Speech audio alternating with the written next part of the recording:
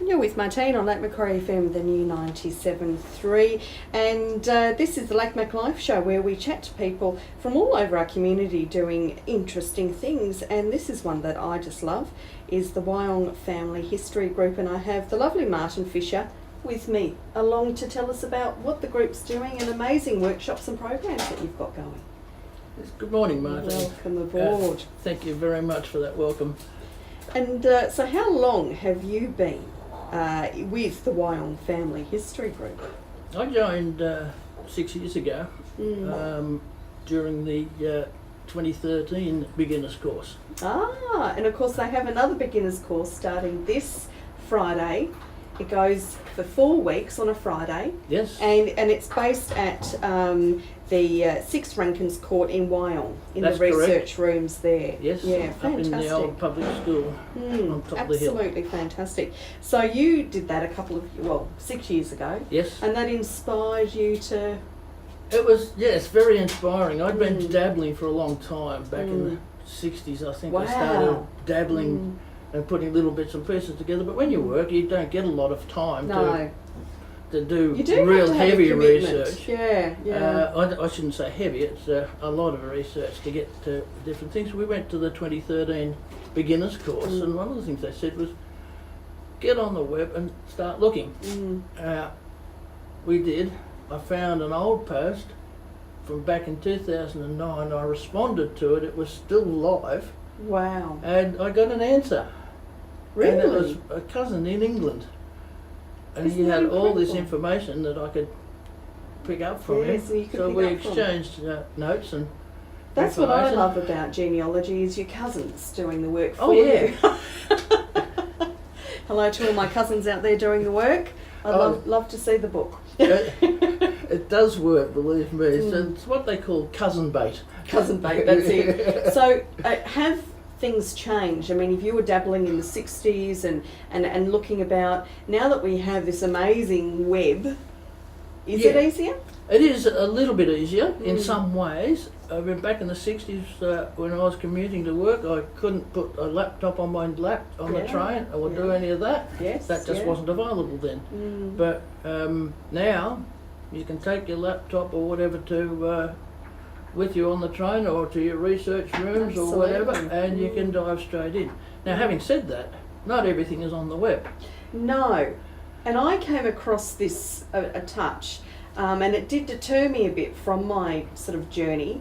I just couldn't get past there, which I think a lot of people are, sort of, that's where they fall down, and they need then hooking into a course or a group such as yours, who have a few ideas and tricks where else to go. There is a lot of that. You've got to know, and that's what we do at the cottage, which is our pet name for where we reside. We've got a lot of researchers there that know the tips and tricks. We have the beginners course that we're starting on Friday, and that will tell you where to begin. Yes. How to find things in different areas, your births, deaths and marriages, your registry offices, all that sort of thing. Your records, state records, your state libraries. That all comes into the beginners course.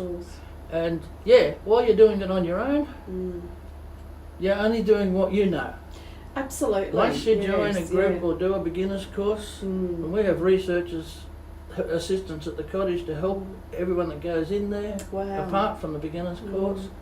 But once you join that and do that, you're starting to use other people's knowledge as well as your own. Absolutely. So you go a lot further. It's the only way, as you're saying, use your cousins, yes. but use other people's experiences and where they've come up against some barriers and how they sort of jumped over them. So you've also got a seminar coming up as well, late March. Late March we have a seminar based on one of the genealogy software programs called Family Tree Maker, but it will be of interest to a lot of people that don't use that. Obviously it's going to be very interesting for those people that use that software, but for people in general that don't use software at the moment. It will give them a good insight into how software works. Interesting.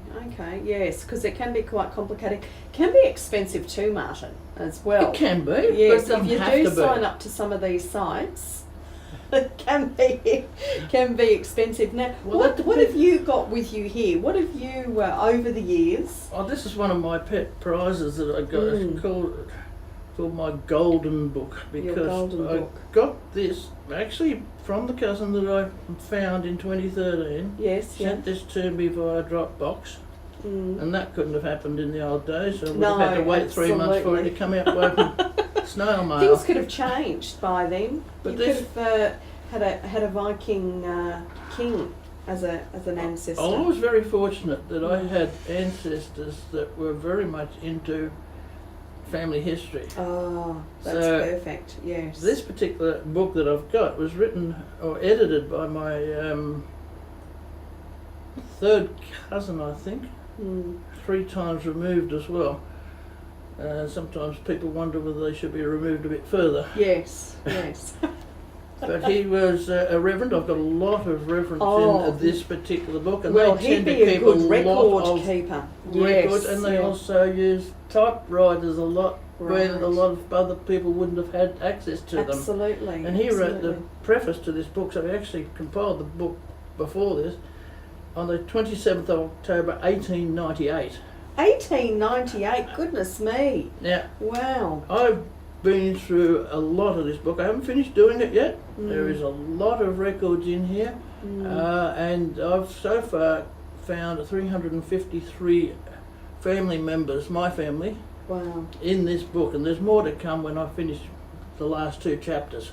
That is amazing. Absolutely incredible. But it And this is an absolute treasure then for, your kids, their kids. I mean, this isn't, you can't buy this kind of information and historical value I to a will put a family. rider on this, in that although this is what we class as a source, it probably wouldn't be classed as a primary source. I would still need to Sure. ascertain that the entries in the book, even though it was written so long ago, are actually real by going through birth and death records, marriage records, and Absolutely. getting copies of the original Yes, certificates. yes. And that's easy, and that's what we show in the beginner's course. And that's interesting as well, is that you don't take everything on face value. That you No. do have to collaborate and make sure that your sources are correct before you go off and think that you were an Egyptian queen or royal family. No, I've got one particular relative that is,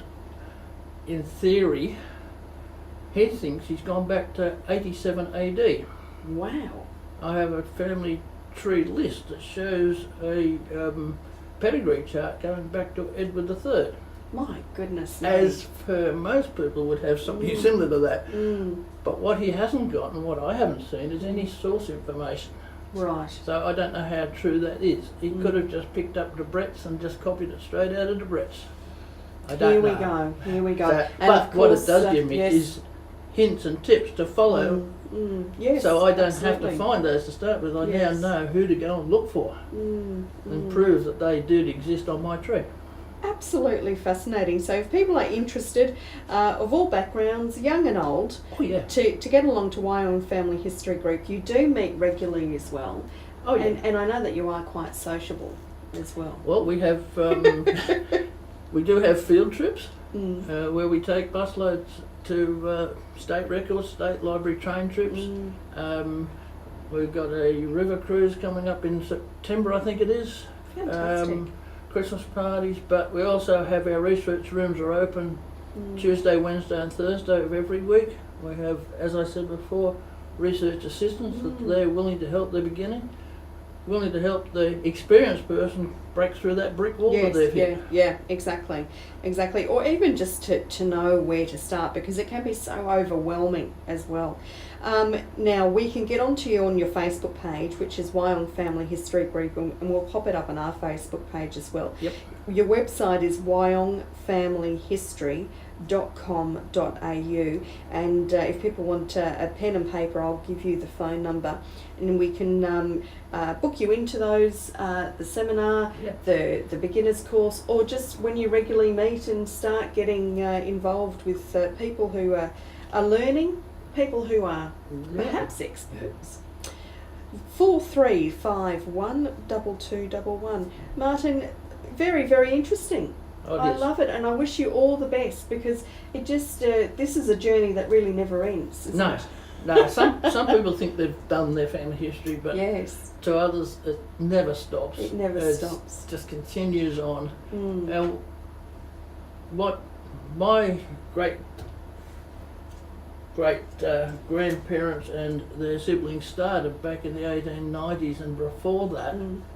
I now continue. But they wouldn't have known Absolutely. at that stage Isn't that that I was amazing? going to pick it up and Yes, run with and it. run with it. Isn't that amazing? Yes. Well, what I'm on the search for a cousin who's done the work.